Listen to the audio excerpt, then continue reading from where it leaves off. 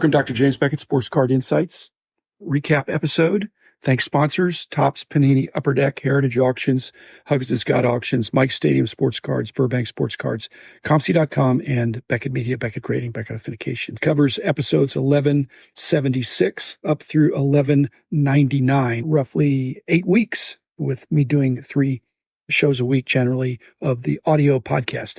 I'm also going to recap some of the videos that I dropped, 5-minute videos, card wall videos, as well as box break videos that are just for those who want to do that. You can. My primary mode is through the audio podcast, but occasionally if I'll have something that's more visual, I'll put it over there and I keep it real short. First of all, 1176, the outtakes with Mike Moynihan. I'm on Mike's show every once in a while, and I have him on mine. I know we're going to be talking about vintage, and it's always a good time. So, Mike, keep up the good work. And the way I title my episodes, hopefully you will know what the episode's about. And if Mike Moynihan's involved, it's going to be vintage. 1177 was the Football Card Hall of Fame ballot. I gave my choices and reasons, and you can see that I am not clairvoyant or perfect, but I have my opinions. But this is a democracy in terms of the voting. I applaud what they're doing, and I think that's great. So you can go to their YouTube channel for Football Card Hall of Fame and see how you did, and you can see how I did. 1178 were the outtakes about Strongsville and grading with, again, Mike Moynihan, a little carryover from that. The Strongsville show is one of the shows I went to back in the 70s. I think it started in the late 70s, and I knew the original founders, 2 of whom have passed away. Then it was hiatus for a while, and then another guy got it, and then he's passed away. If you're my age, take good care of yourself. 1179 was the Panini football box battle. I battled the Absolute against the Phoenix. I just have to be honest, I don't remember who won. I'm not going to go back and re-listen to it, but you can if you're curious which one won the battle. 1033, I also had a box from Panini, their prime NASCAR. I'm thinking that on some of these, after I did the boxes that I bought and did the reveal there, and I popped that significant signatures of Michael Jordan, I think I need to video reveal some more boxes to not hopefully one way or the other. Maybe I'm just lucky. I really don't believe there's such a thing as luck. The statistics in the long run are going to show, like anybody else, I'm probably going to have 9 out of 10 that are losers, but that 1 out of 10 makes up for it. At least that's the concept. I enjoyed NASCAR. That was fresh. As I said, I'm very familiar with the older NASCAR when we had season tickets, but not so much the last almost 20 years now. 1180 was the episode I did with Rich about celebrities and cards. That was when the Taylor Swift and Travis Kelce mania was going on. I saw a headline that they were taking a break. They weren't taking a break from each other. They were taking a break from publicity. But I'm just curious, because Rich and I both agree that it's more good than bad when you have attention on the hobby and on the sport. But I'm saying, if they break up, if they have a nasty breakup, what's that going to do to Travis Kelce's cards? I don't know. It could increase them. She writes songs about her exes, and so maybe he'll always be out there and be a media celebrity at a different level than he was pre-Taylor Swift. 1181 outtakes on grading. This was before the SGC acquisition, but still always a hot topic whenever I'm on Hobby Hotline, not just because of me, but just people curious about how grading works. And there's always been a mystique there. 1034 was the video on the Chronicles, again, another racing video. Chronicles, I thought it really worked for racing because I'm not going to buy a lot of racing products. And when you get a whole bunch of different designs there, I thought it was interesting. In racing, it fits really well because you've got a shorter list of drivers anyway. Well done. 1182 was the Baseball Hall of Fame Mystique episode I did with Rich Klein. Baseball was the first Hall of Fame. It's in Cooperstown. You have to go there. It's the oldest, and it's special. The others can be special too, but that has that kind of Babe Ruth feel of early baseball, and the town, Cooperstown, fits that as well. 1035 through 1043 were 9 videos. I was going to do 10, but I think I consolidated as I went. Again, 5 or 6 minutes, just the cards that are on the wall and some of the ones that I considered. Again, it's all alphabetical. If you come over here, of which somebody was over here yesterday and said, how do I find? I said, it's alphabetical. You just go and find what it is. But I'm only up to the H's. I will do another batch. Got cards coming back from BGS imminently. I usually do that on the weekend, so it won't be this weekend. Perhaps the next. 1183 outtakes on 10xing the hobby. I have some ideas. You can listen to them.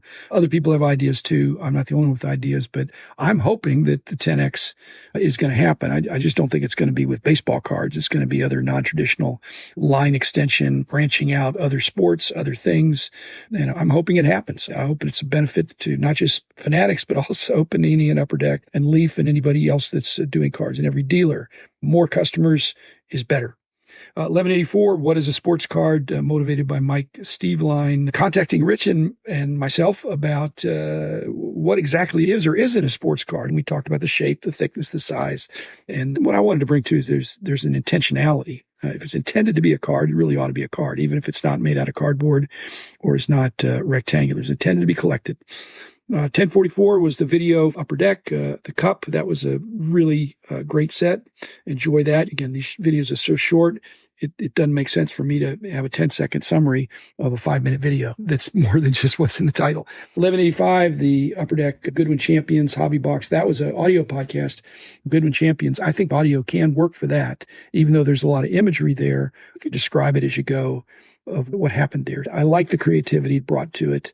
1186, I got on my soapbox talking about a proper understanding of odds. Most people don't realize if something increases by 200%, that's actually tripling. But there are a lot of other things that are counterintuitive about odds. I don't think the odds are good. It's very slim that Bronny is going to be a future superstar. I'm not saying he couldn't play in the NBA or get drafted at some point. But he and his dad, they need to make some good decisions about his future. He's not ready for prime time. I hope he makes it. I hope his heart problems are behind him, as I hope my heart problems are behind me. And I'm pulling for you, Bronny, but I don't see it. So I would not be a buyer at any kind of a premium price other than the novelty of he's in the public eye and probably always will be. 1187 was the soccer box that I got from Panini, the Prism. And I'm going to do more on soccer, I think. I'm sports card insights. And so if it's sports, and soccer absolutely is, and it's a card, I'm going to try to provide insights. I've got actually some scheduled interviews that will involve soccer coming up in about 2 weeks. 1045 was the video. Again, as I said, a lot of hobby box reveals. This was Panini Prism NBA. Again, you could check it out. 1188 was the dollar box travels with Rich Klein, motivated by the other Kyle, not Kyle Robertson, but Kyle Lindstrom's question about going to Philadelphia and what we do when we travel if we're going to be doing some dollar box stuff. And frankly, I didn't get heavily into it, but you really, in this hobby, if you're trying to be sustainable, you've really got to be thinking about not just gross profit, but net profit. So when I go to a card show and I buy 100 dollar box cards, then I'm $100 into it. And if I sell them for $2 each, I made $100. That's my gross profit. My net profit is after I take out these other expenses. I'm not even going to take out my time because the time is enjoyable. But if you were in a business and somebody was paying you, and so Kyle, it's much more difficult if you're traveling to buy. That's why so many people when they go to shows, they don't buy a quantity of cards. They buy individual cards they want. 1046 was the video on the Panini Court Kings. I really like that. That's always a good set. 1189, dueling questions with Joe Orlando, who's been with Heritage for a while now. It was a delight, partly because it was in person. Some of these interviews are Zoom, and that's not terrible, but it's better in person. Thanks, Joe, for coming over. He was in town for a Heritage event, and that was great. 1190 was the outtakes on the PSA. And this, I had already interviewed Joe Orlando. Otherwise, I could have asked him about this, but PSA acquired SGC the day before, and then I think we talked about it on a hobby hotline, and I captured that and put it up pretty immediately. And the other part of the interview with Joe Orlando was later that week in 1191 and 1192. 1193, several of these episodes coming up now are catch up from a lot of questions from quite a while, and I don't like to do them one at a time. I either group them, and the 1193 was the catch-all of just 9 different eclectic listener questions, and I think you enjoy that. I don't know that you enjoy all 9 questions, but I think everybody enjoys 4, 5, or 6. It's stuff you don't hear about that much because everybody's got their own perspective. 1194 were listener questions on rookie card ramblings. I have done several episodes of Victor, and rookie card definitions just comes up, and it's emotionally charged at times. I don't want to take all the emotion out of it, but I'm trying to explain historically how that came about and how I think things could be resolved. Different people have different perspectives.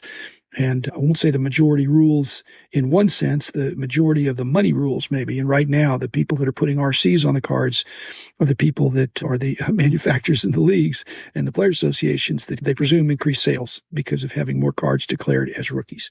1195, listener questions on feedback from the YouTube Hobby Box reveals that as you can see, I've done a few more of those. I think I've done enough now that people can see that I have a certain way of doing it.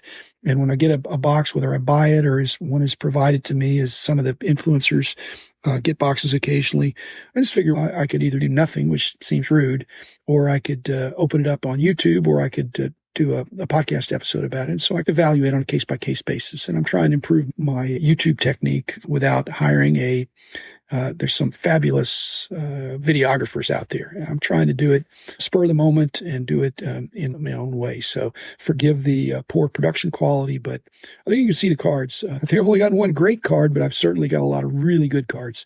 That's part of the fun of it.